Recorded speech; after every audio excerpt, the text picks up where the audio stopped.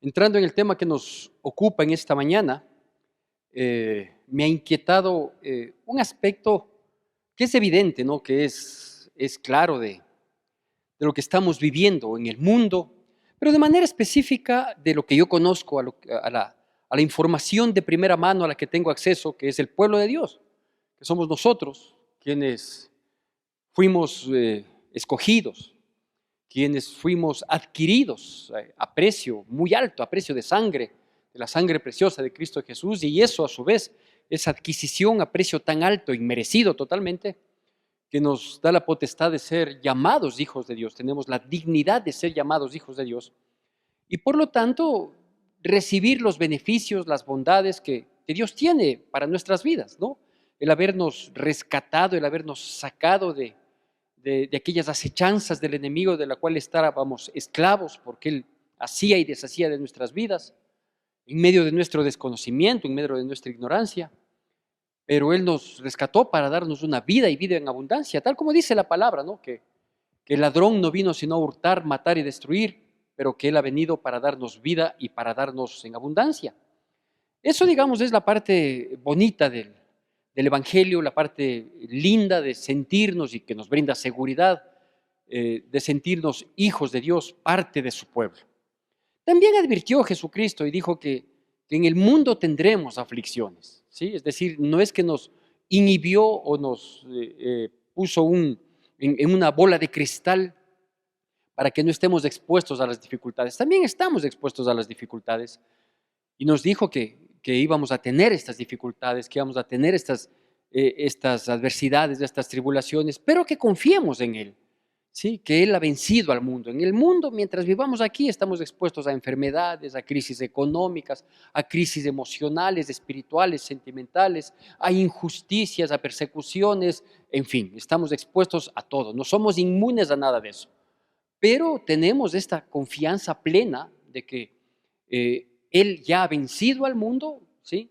Y Él está con nosotros todos los días hasta el fin del mundo. Así nos ha dicho, por resumir un poco el panorama en el que nos desenvolvemos, en el que nos desarrollamos todos nosotros.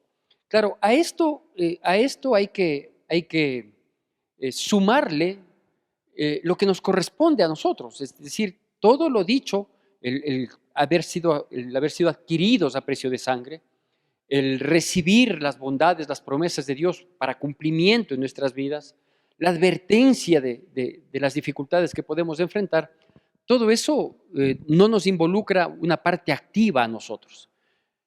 Algo tenemos que hacer. Y de hecho, esa es una pregunta que en estos últimos, ¿qué le digo? 15 días, 3 semanas quizás, he repetido mucho o me han repetido mucho con las conversaciones, con las citas que he tenido con personas y conmigo mismo frente a las circunstancias que nos toca vivir. Estamos atribulados, estamos acongojados, estamos menoscabados, estamos limitados. O sea, sí hay muchas dificultades y claro, algo hay que hacer, ¿sí? ¿Cuál es el paso siguiente? ¿Hasta cuándo tenemos que esperar la situación?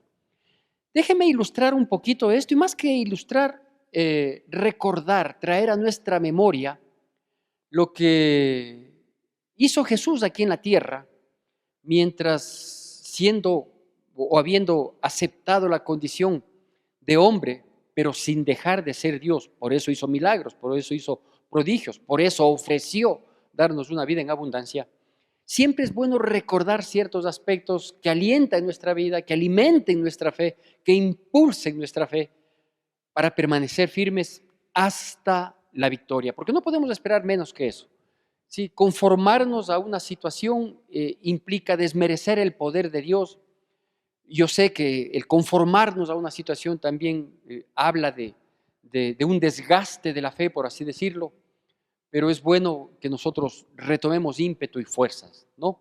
Y para eso quiero compartirle pocos versículos, pero que hablan de grandes cosas que es necesario que nosotros traigamos a la memoria. Y para eso le pido por favor que vayamos al Evangelio de Marcos, que es el Evangelio que resume los milagros de Dios, ¿sí? Marcos se centra precisamente en el poder sobrenatural de Jesucristo. Al capítulo 6, Y le voy a dar lectura de 4 versículos apenas, del 53 al 56. Marcos capítulo 6, versículos del 53 al 56. Y como siempre, por favor, mientras hago la lectura de la palabra de Dios, le pido que usted nos siga con atención y con la debida reverencia a la palabra de Dios. Y dice así, ¿tenemos todos? Amén. Bueno, y dice así. Terminada la travesía, vinieron a tierra de Genezaret y arribaron a la orilla. Y saliendo ellos de la barca, enseguida la gente le conoció y recorriendo toda la tierra de alrededor comenzaron a traer de todas partes enfermos en lechos a donde oían que estaba. Y donde quiera que entraba en aldeas, ciudades o campos, ponían en las calles a los que estaban enfermos y le rogaban que les dejase tocar siquiera el borde de su manto, y todos los que le tocaban quedaban sanos. ¿Sí? Bueno, estos pocos versículos que, digamos, vienen a ser como una culminación de una primera instancia, de un recorrido, no primera instancia, de una instancia, de un recorrido en el que se habían venido sucediendo cosas con Jesucristo, que lo miraron, lo testificaron sus discípulos, pero por sobre todo vieron muchos beneficiarios de ese poder sobrenatural de Jesucristo, de esas bondades de Jesucristo, de ese, ¿qué le puedo decir? De esa alucinación que causó Jesucristo en muchísimas personas, como en este caso, ¿no? En multitudes, cuando miraron la gloria de Dios manifestada en Él. Miraron esa gloria de Dios, miraron el poder de Dios.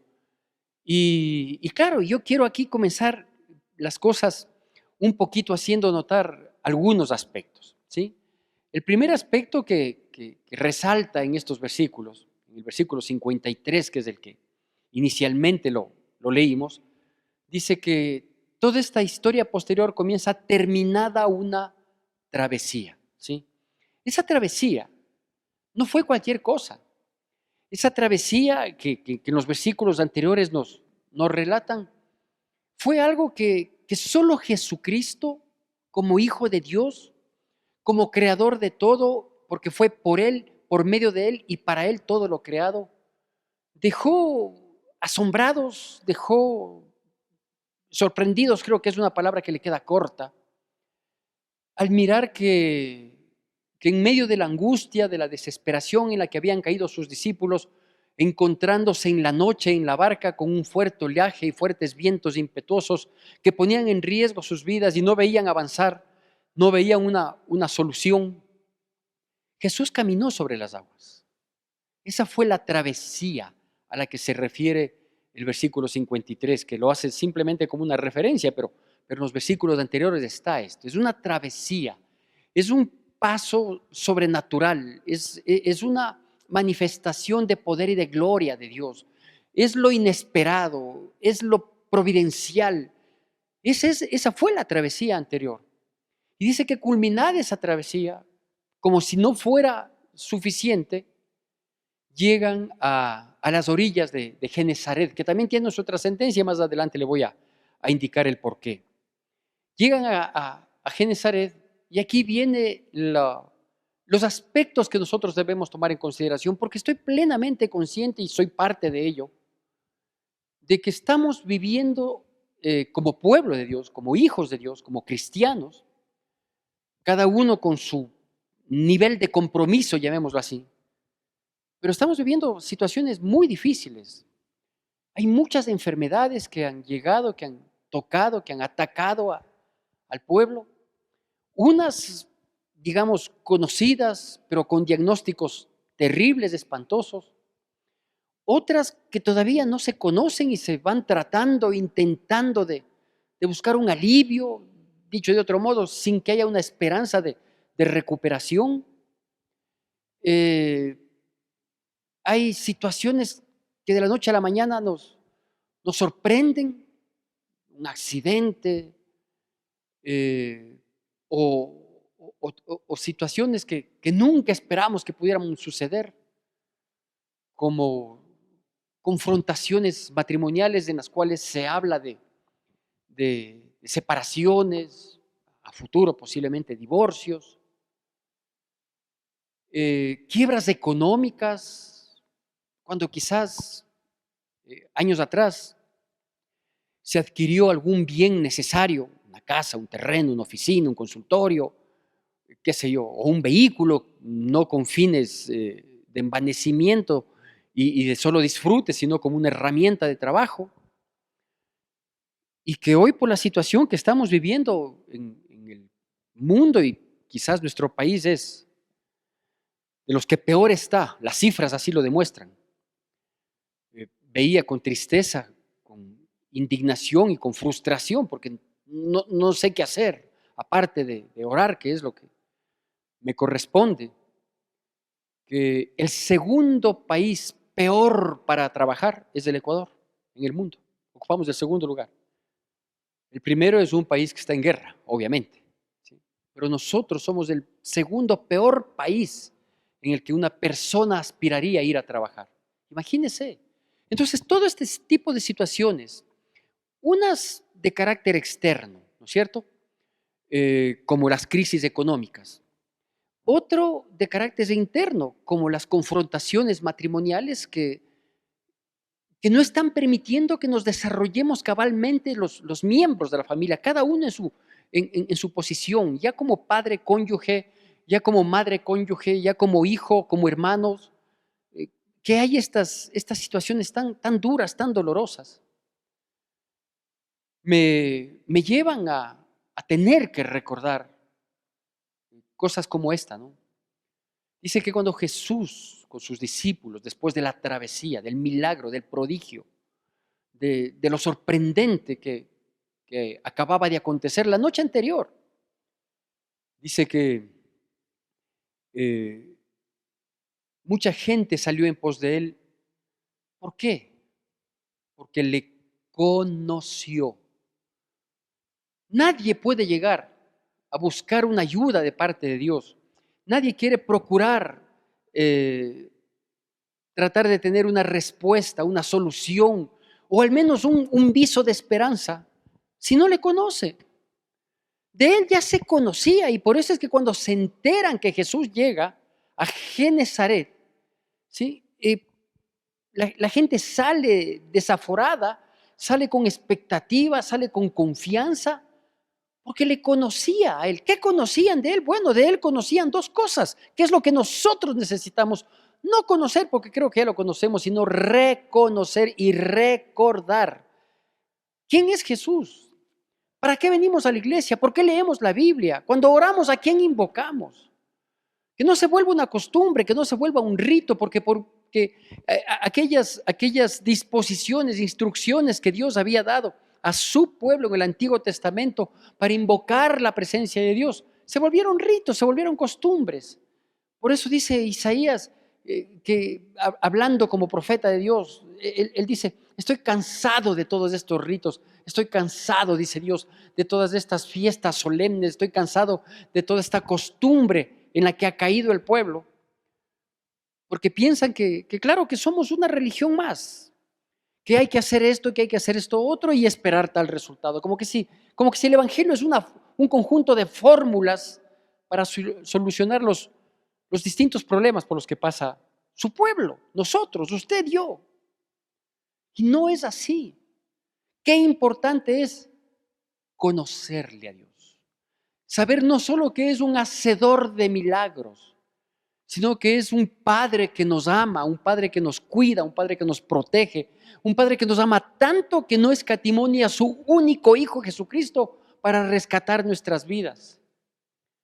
Saber que Dios está pendiente de nosotros, que no nos ha olvidado, que muchas de nuestras oraciones y que venimos haciendo de tiempo atrás, que no tienen una respuesta, que no tienen un resultado favorable o al menos como esperamos en mínima parte.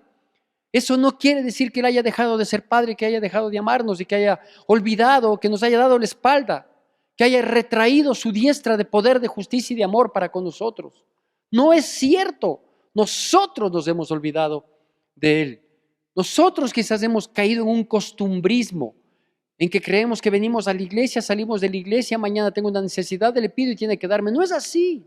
Esa no es la relación que debemos tener con Jesucristo. La gente le sacó porque le conoció.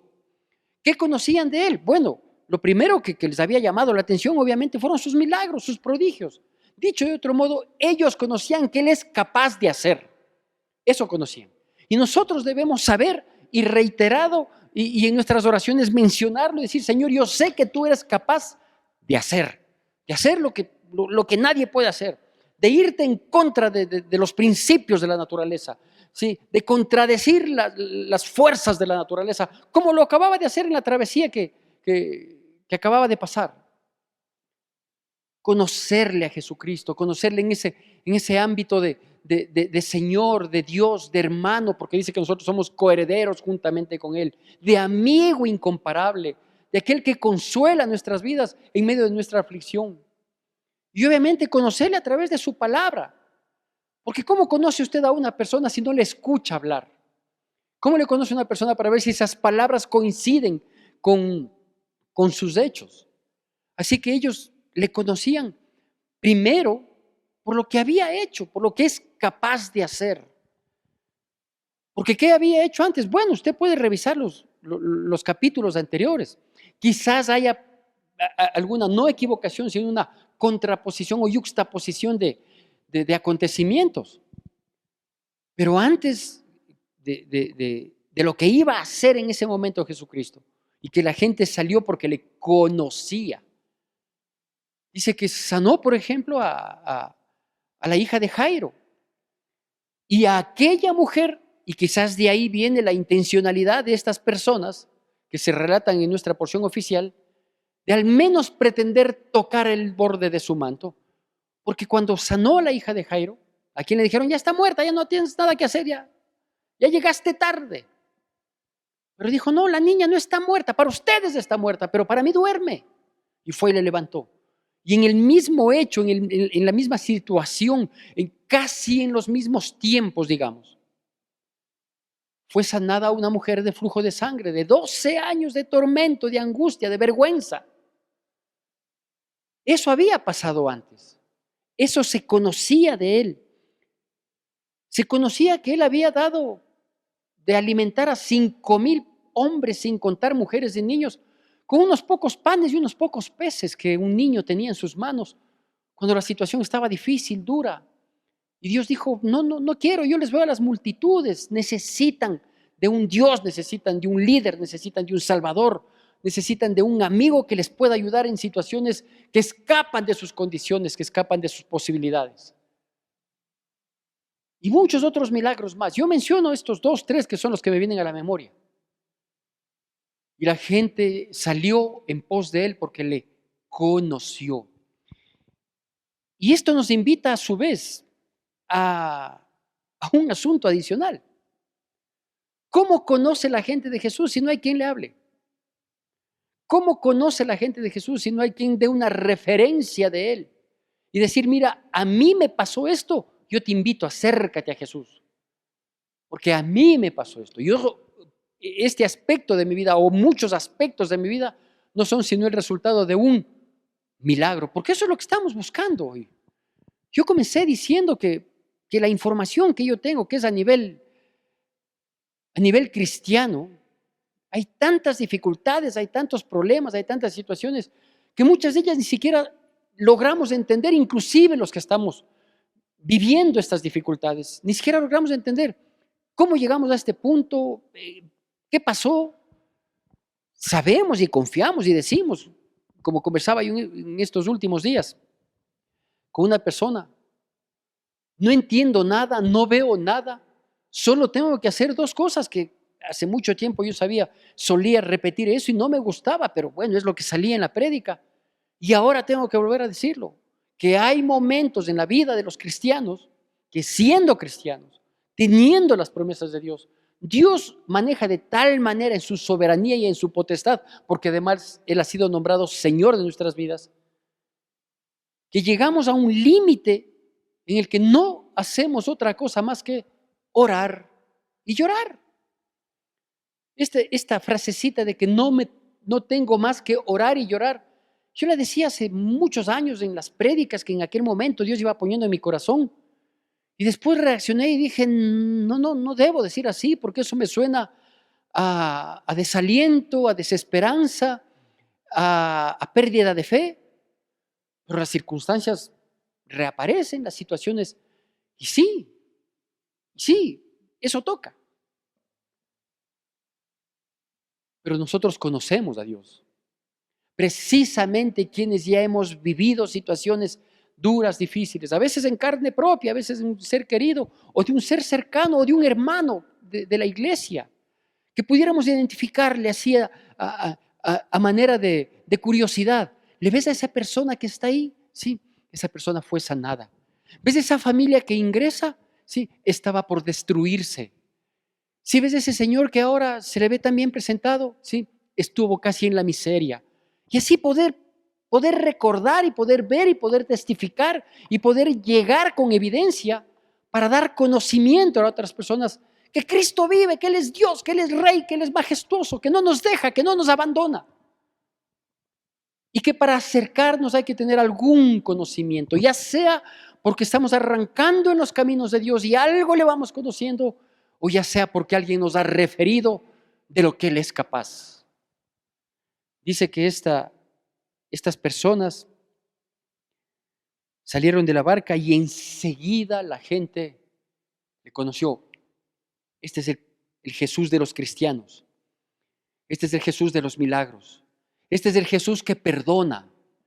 Este es el Jesús que sana vidas, que sana cuerpos, que sana almas, que sana relaciones, que sana finanzas. Este es el Jesús que protege a sus amigos, a sus hijos, a sus discípulos, a quienes en un momento les dijo, ya no les llamaré más discípulos, les asciendo a la condición de amigos, si es que siguen siendo obedientes. Es necesario que nosotros conozcamos, reconozcamos, recordemos y compartamos que la solución para nuestras vidas, cualquiera sean las circunstancias, que son difíciles, eso no hace falta explicar. Hay que abrir los ojos, mirar un noticiero y mirar el entorno y suficiente para darnos cuenta la situación y la condición en la que estamos. Pero por favor recordemos también que Jesús llegó a Genezaret y luego sabrá el por qué reitero esta situación. Esta sí, reiteración de que llegó a Genezaret, esta sí es una ilustración que quiero darle más adelante, junto con el nombre de esta prédica.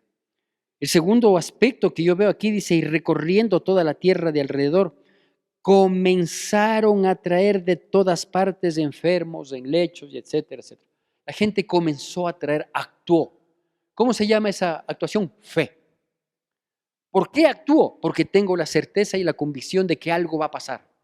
Porque la fe es la certeza de lo que se espera y la convicción de lo que no se ve. No veo nada, no entiendo nada, pero creo. Yo creo, así que voy a ir en pos de Jesús. Ir en pos de Jesús es acercarse a Él. No es desilusionarme a la primera. No es generarme expectativas y ponerle condiciones que si yo quiero esto, necesito esto, quiero que me resuelva esto. Si esto lo hace enseguida, hasta tal tiempo, en buena hora. Y si no, no más, no leo la Biblia, no asisto a la iglesia y dejo de orar. No es así.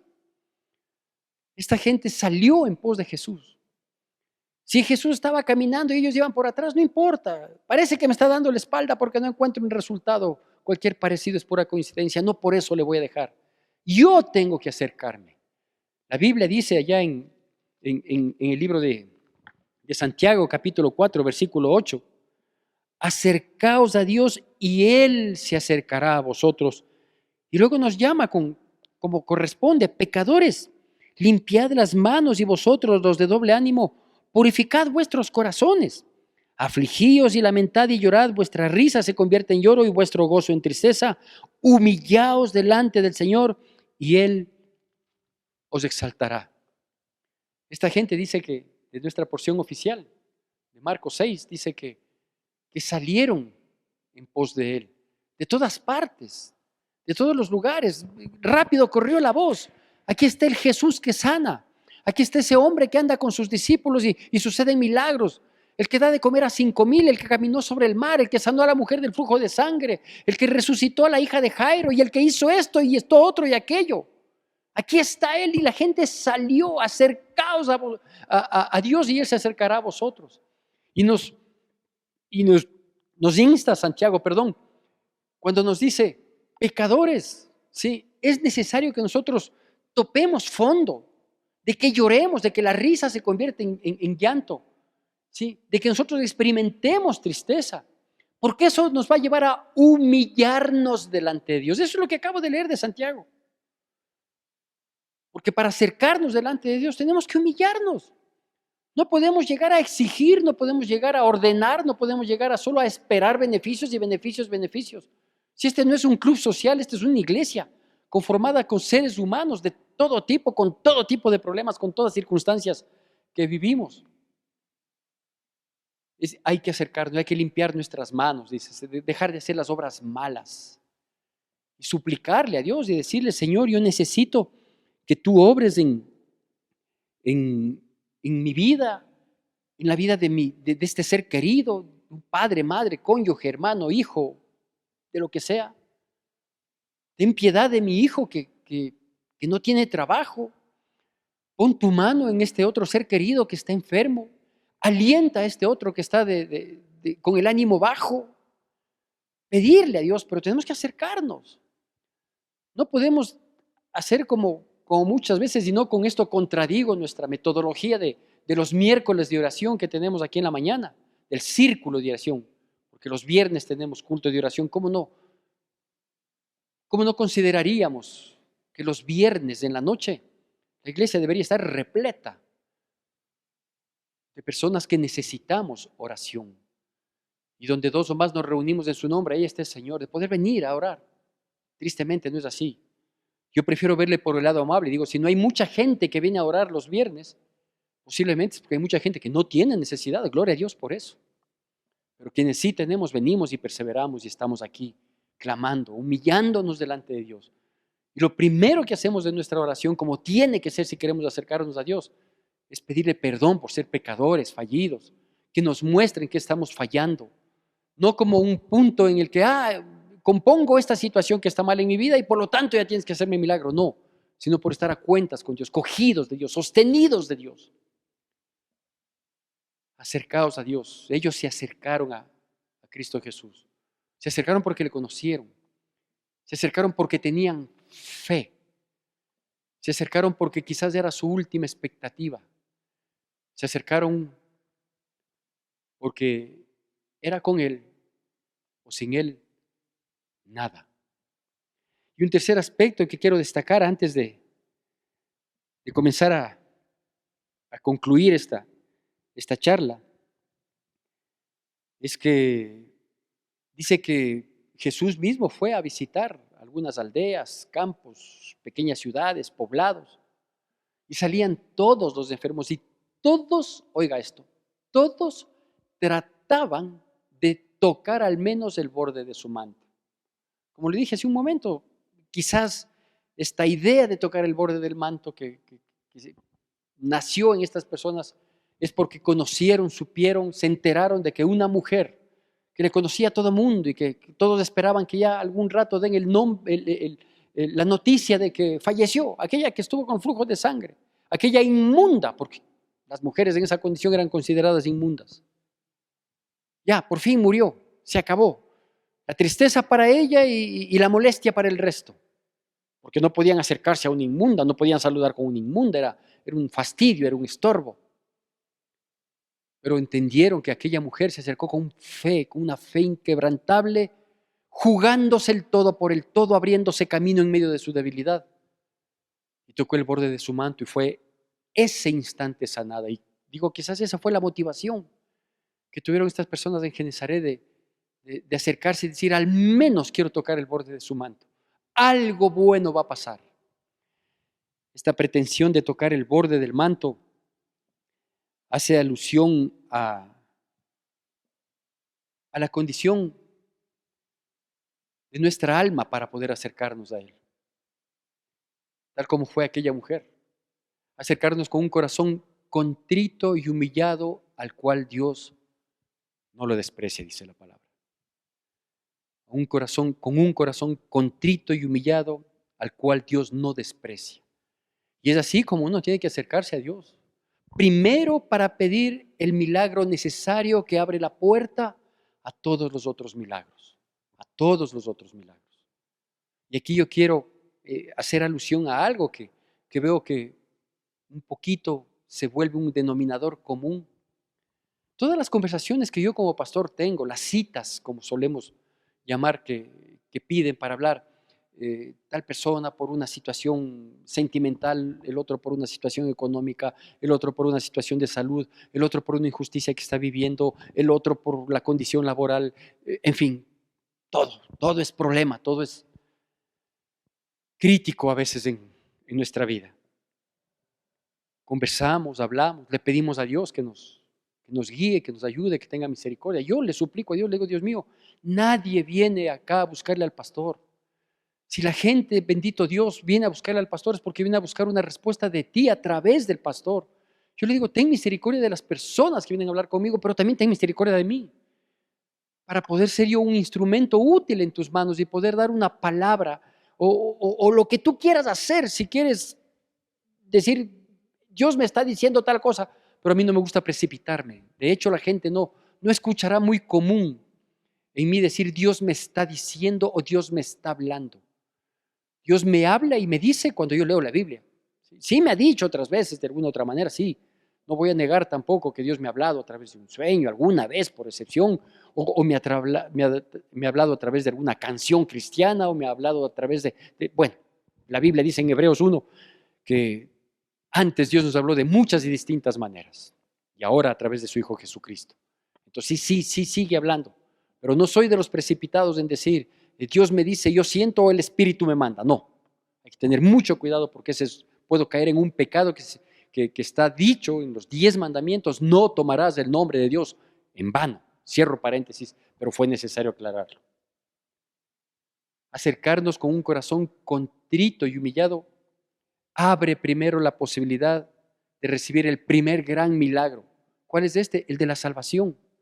Porque muchos venimos en busca de una respuesta, muchos venimos en busca de un milagro, muchos venimos en busca de un resultado, de algo favorable, de la mano de Dios extendiendo. Pero nuestra relación con Dios a veces ni siquiera ha comenzado. Hay gente que tiene años de asistir a una iglesia y ni siquiera sabe lo que es una salvación. ¿Cuál es la salvación que Dios nos propone? O quienes habiendo sabido quizás de manera muy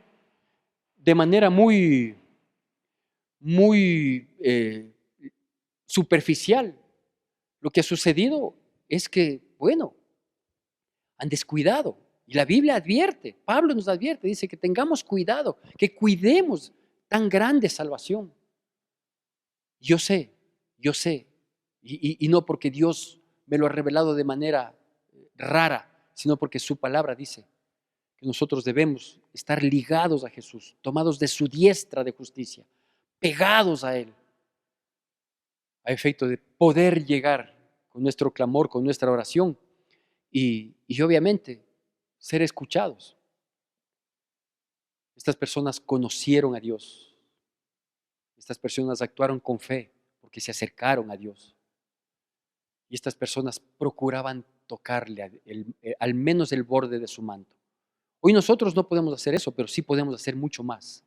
Nosotros podemos acercarnos para tocar el corazón amoroso, bondadoso, generoso, perdonador que Dios tiene. Nosotros sí podemos acercarnos al trono de su gracia, como dice la palabra, y acercarnos y decir, Señor, yo quiero tocar tu corazón, ese corazón inentendible, repleto de un amor incomprensible que ha rescatado mi vida. Hoy vengo con esta necesidad, hoy vengo con esta petición, hoy vengo con la demanda de este favor, bendito Dios, ayúdame. Quiero al menos tocar, quiero postrarme, quiero humillarme delante de tu presencia, porque yo, Señor, necesito una respuesta. Para concluir, el versículo inicial de nuestra porción dice que después de la travesía, ellos habían llegado a Genezaret y me llamó mucho la atención esto de Genezaret, porque el significado de Genezaret es el huerto o el jardín de riquezas. Y riquezas son las que Dios tiene para sus hijos. Y no estoy hablando de riquezas materiales, por favor, quítese de la mente eso. Olvídese, aquí no vamos a predicar de esto. No vamos a predicar de abundancia económica, ni de que siembra bastante para que coseches bastante. Nada, nada. Que Dios nos guarde, que Dios nos proteja. Estamos hablando de las riquezas, de las bondades de su gracia. ¿Qué más riqueza que el precio por el que fuimos adquiridos y comprados? Nosotros somos ricos por el precio que yo tengo ahora, pero también de las riquezas de sus promesas de cumplimiento de nuestras vidas. Así que a esta prédica me he permitido llamarle Entremos por Genezaret. Entremos por ese huerto de las riquezas abundantes de Dios para su pueblo, y quizás una de las mayores aspiraciones de riqueza que nosotros hoy tenemos es la paz, es la tranquilidad. Esas riquezas que Dios nos ofrece, que es tener una paz que sobrepasa todo entendimiento. No vamos a estar inhibidos de problemas, pero que reine la paz, porque con paz hasta podemos decidir, hasta podemos analizar, podemos ser mucho más sensatos en el actuar de nuestras vidas. Entremos por Genezaret, acerquémonos a Dios con fe y procuremos tocar su corazón. Que Dios bendiga poderosamente nuestras vidas en Cristo Jesús. Que la gracia de nuestro Señor Jesucristo, el amor de Dios nuestro Padre, la comunión y consolación de su Santo Espíritu sea con todos y cada uno de nosotros, y el pueblo de Dios, que es el pueblo más feliz sobre la faz de la tierra, dice: Amén.